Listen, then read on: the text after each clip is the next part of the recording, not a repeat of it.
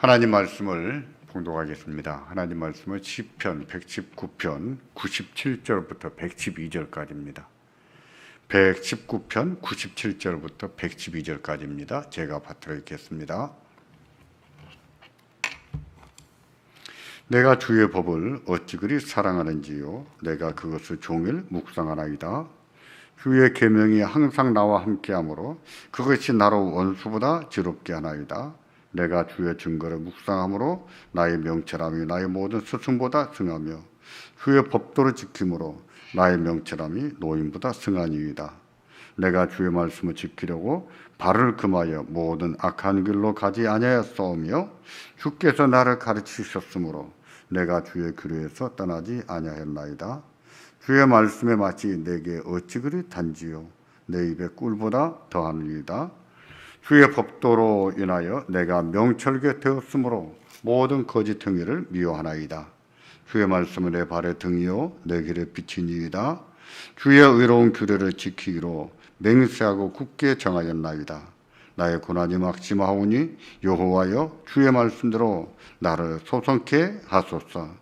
여호와여 구하오니 내 입에 낙한 죄를 받으시고 주의 규례로 나를 가르치소서. 나의 생명이 항상 위경에 있사오나 주의 법은 잊지 아니하나이다. 악인이 나를 해하려고 올무로 놓았사오나 나는 주의 법도에서 떠나지 아니하였나이다. 주의 증거로 내가 영원히 기업을 삼았사오니 이는 내 마음의 즐거움이 됨이니이다. 내가 주의 율례를 길이 끝까지 행하려고 내 마음을 기울였나이다. 아멘.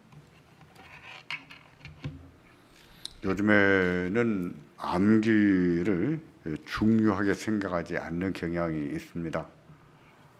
암기를 좀 터부시하지 않나 하는 생각을 할 때가 있습니다. 그렇다고 해서 암기 없이 공부를 할 수 있을까요? 암기식으로만 공부하는 것이 문제이지 암기가 나쁜 것은 아닙니다. 암기는 공부의 기본이라 할 수 있지요.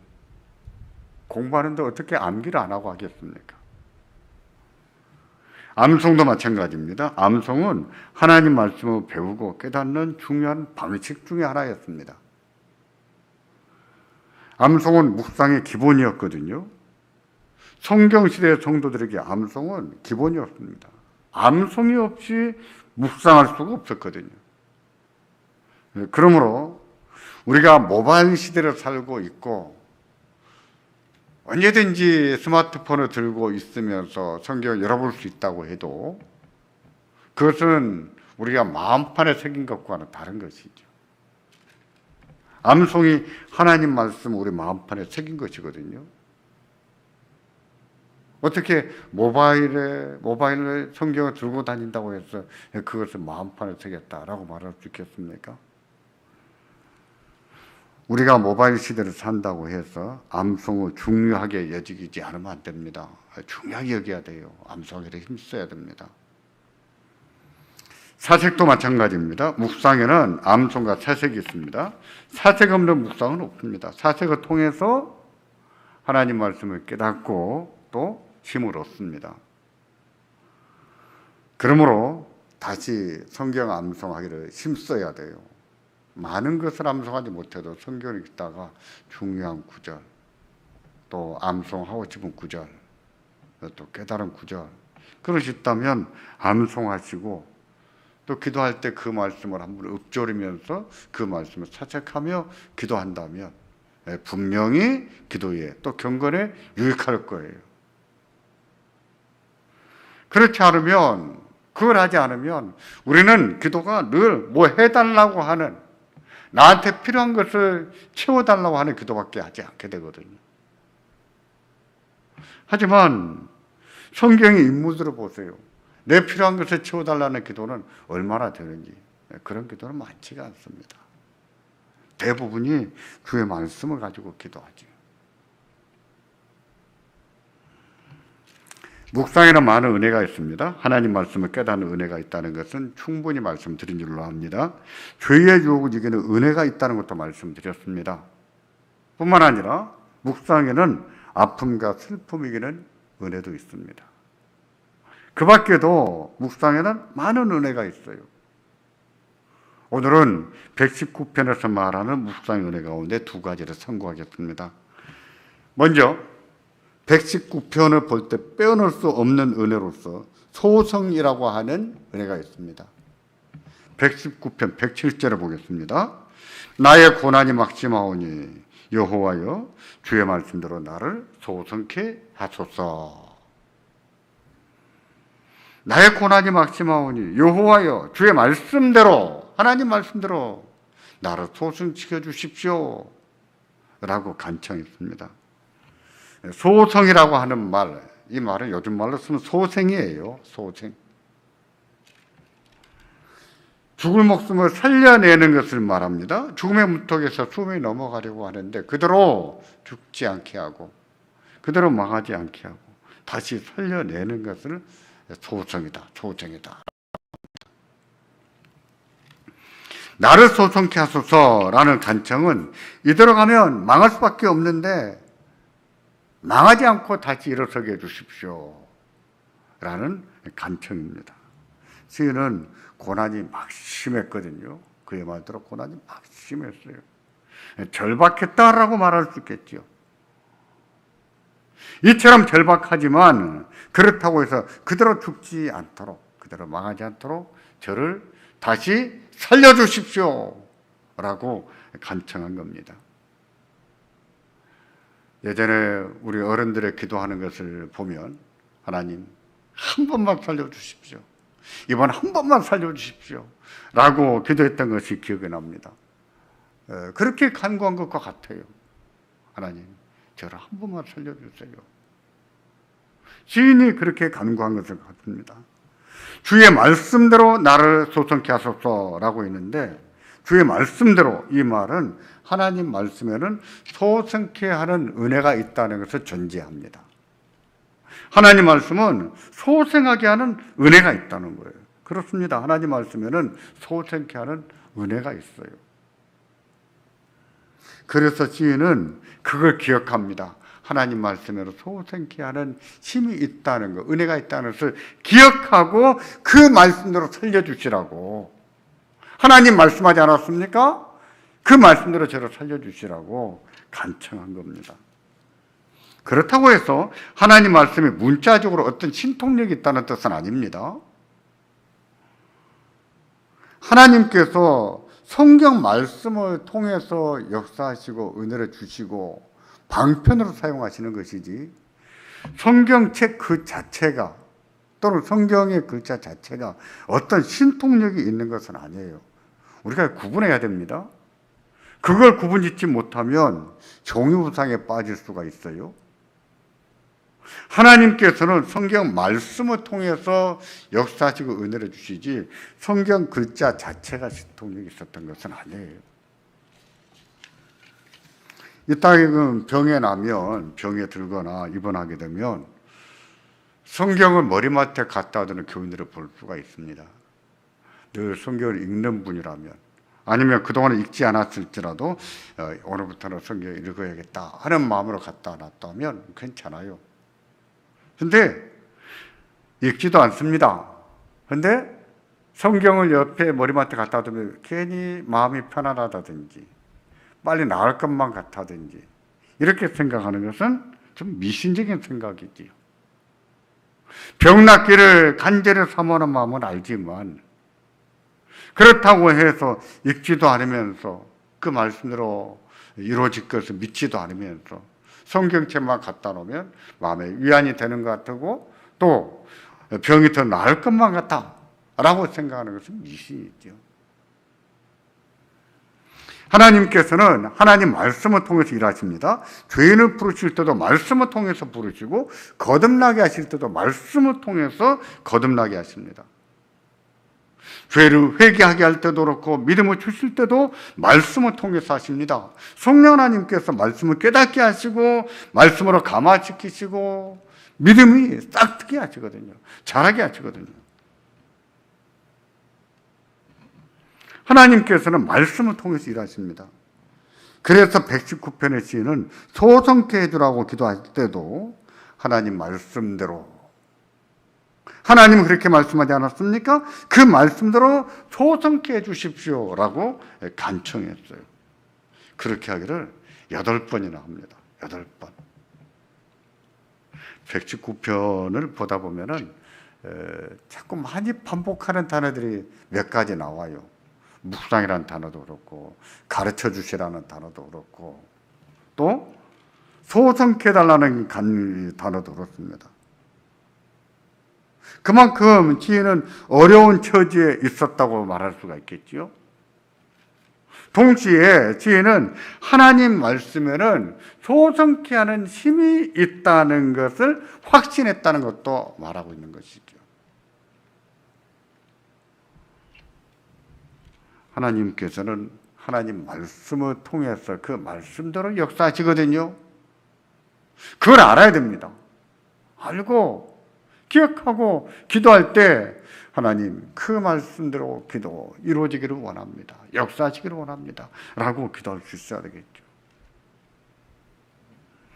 우리에게도 시인과 같은 은혜가 있기를 바랍니다. 먼저는 하나님 말씀을 확신하는 은혜가 있고, 또 하나님 말씀을 묵상하는 은혜가 있기를 바랍니다.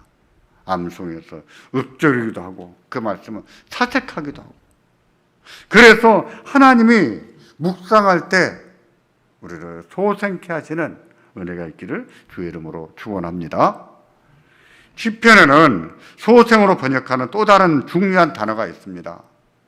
119편에서도 이용했고 또 19편에도 나오는데 23편에 그 유명한 구절이 있죠. 3절입니다. 같이 보겠습니다. 내 영혼을 소생시키시고 자기 이름을 위하여 의의 길로 인도하시노도다. 자기 이름을 위해서.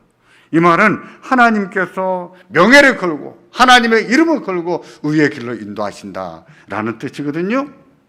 어떤 사람을, 이 절박한 처지에 있는 사람들의 그 영혼을 소생시켜서, 그 영혼을 소생시켜서 하나님의 이름을 걸고 의의 길로 인도하신다라고 하셨어요. 여기에 말씀한 소생은요, 우리가 조금 전에 상고했던 119편의 소생과는 다른 단어입니다. 그러나 유사한 뜻으로 사용하는데 살려낸다, 회복한다 하는 뜻이거든요.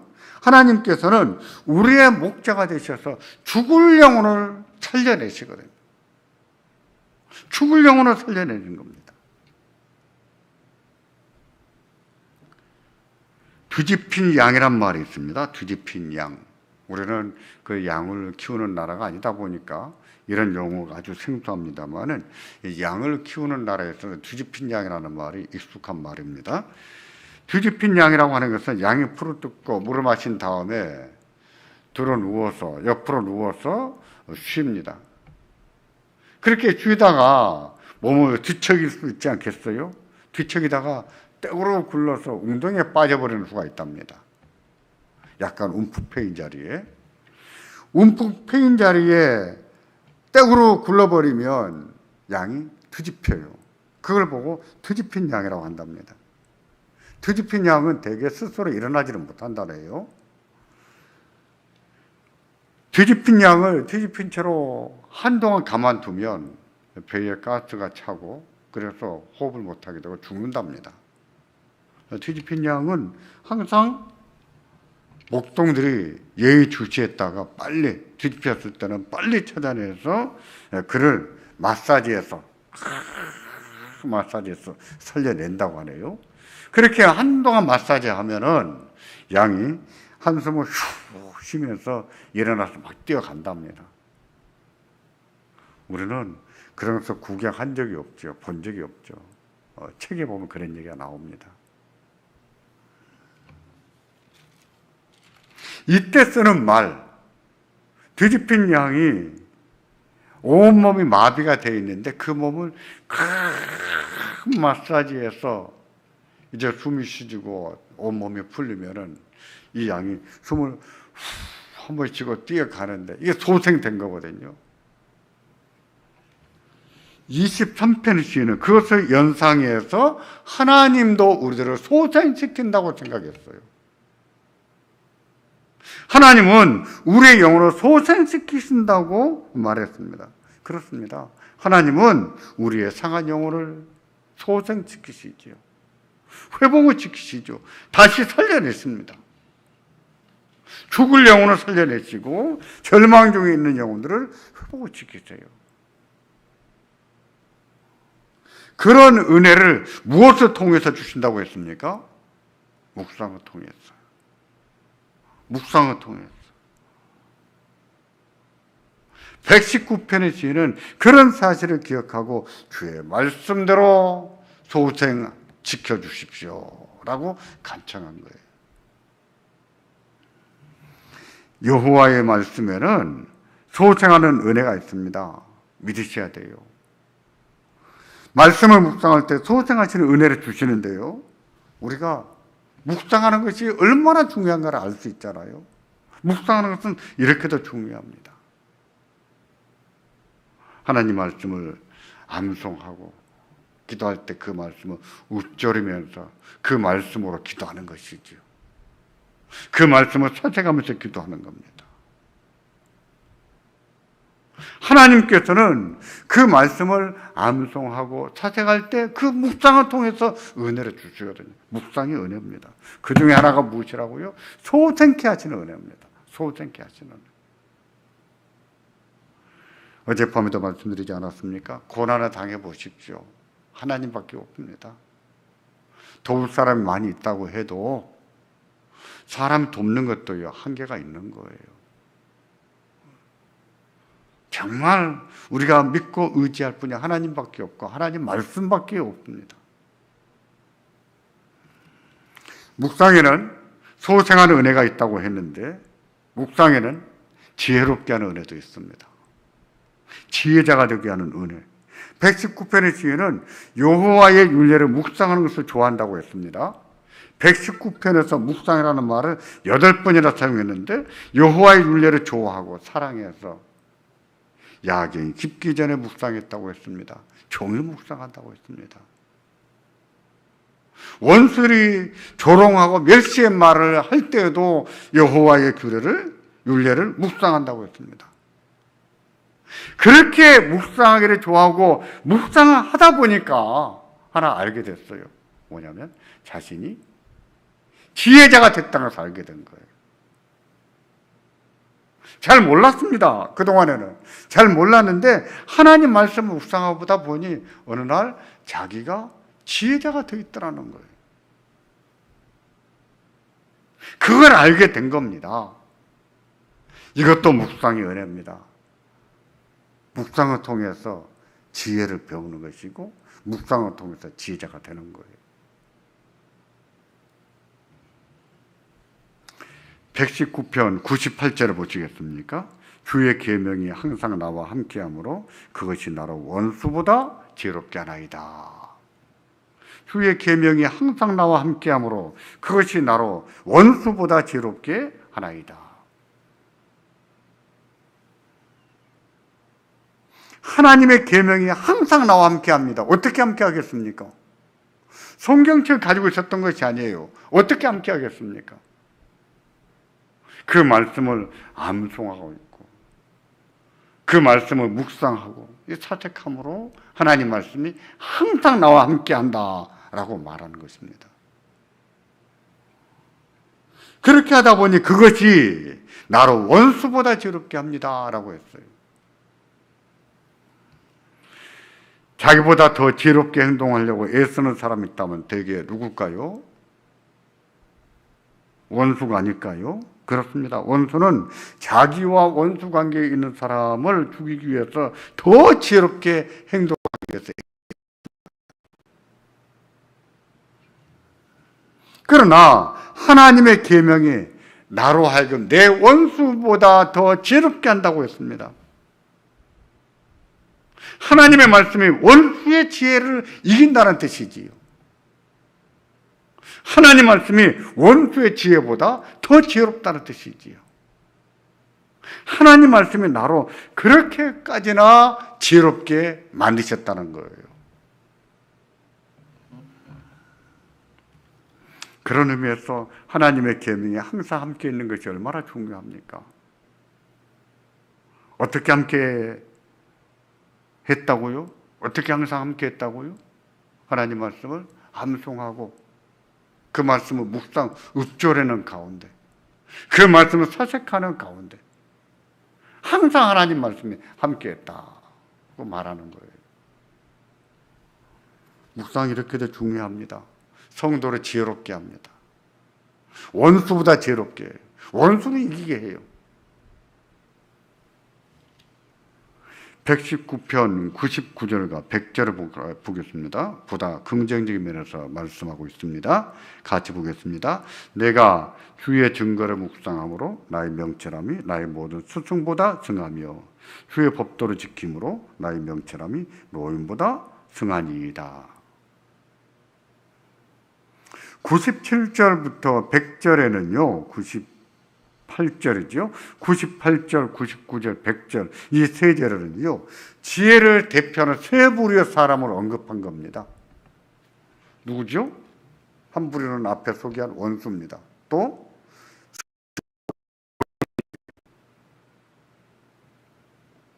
나보다 더 지혜로운 사람 누군가? 원수가 있고 또 스승이 있고 노인이 있다는 것이죠. 스승은 제자보다 지혜롭습니다. 노예는 젊은이보다 지혜로워요. 그들은 지혜 선생들이에요. 그런데 하나님 말씀을 묵상하다 보니 자기가 얼마나 명철해지고 얼마나 지혜로워지는지 자기의 선생님보다 더 명철해지고 노인들보다 더 명철해지더라는 거예요. 뭐가 그렇게 만들었습니까?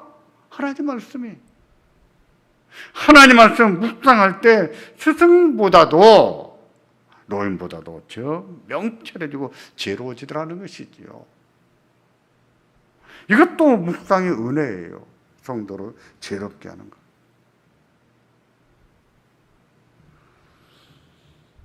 지난주까지 해서 잠언 설교 5번 했습니다. 제가 잠언 설교를 하면서 대단히 많이 강조하는 것이 무엇이지요? 지혜입니다. 지혜.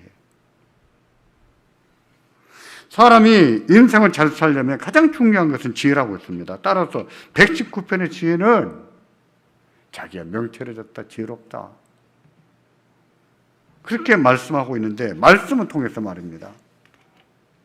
그런 사람들이 잘 될 수가 있죠. 원수를 이길 수 있죠. 원수의 함정에 빠지지 않으면서 그들의 괴계를 이겨보는 것이죠. 그러니 하나님 말씀을 묵상하는 것이 얼마나 중요합니까? 기도할 때 읊조리면서 또 사색하면서 기도하는 것이 얼마나 중요합니까? 묵상은 지혜롭게 합니다. 성도를 지혜롭게 해요. 묵상에는 지혜롭게 하는 은혜가 있습니다. 원수보다 지혜롭게 하고 선생님보다 노인보다 더 지혜롭게 하는 은혜가 있습니다. 이렇게 중요해요.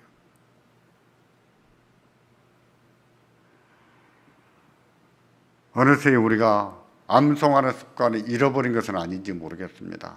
예전에는 암송도 한 절씩 했는데 지금은 암송을 아예 안 하고 있지는 않는지 모르겠어요. 이번 기회를 통해서 다시 한번 암송하기를 도전하시기를 바랍니다. 그것은 마음판에 새기는 것이고 묵상의 기본이에요. 기도할 때 마음판에 새겨놓은 그 말씀을 또 올리면서 읊조리기도 하고 또 사색도 하면서 그 말씀을 대로 살아보기를 기도하고 그 말씀대로 이루어지시기를 기도한다면 얼마나 좋겠어요. 정말 성숙한 기도입니다. 하나님의 나라와 그 의를 구하는 기도예요. 이게 성숙한 성도의 기도지. 기도에도 큰 은혜가 있을 겁니다. 우리에게 이번 기회를 통해서 묵상에 도전하고 묵상의 은혜가 넘쳐나기를 주의 이름으로 축원합니다. 기도하겠습니다.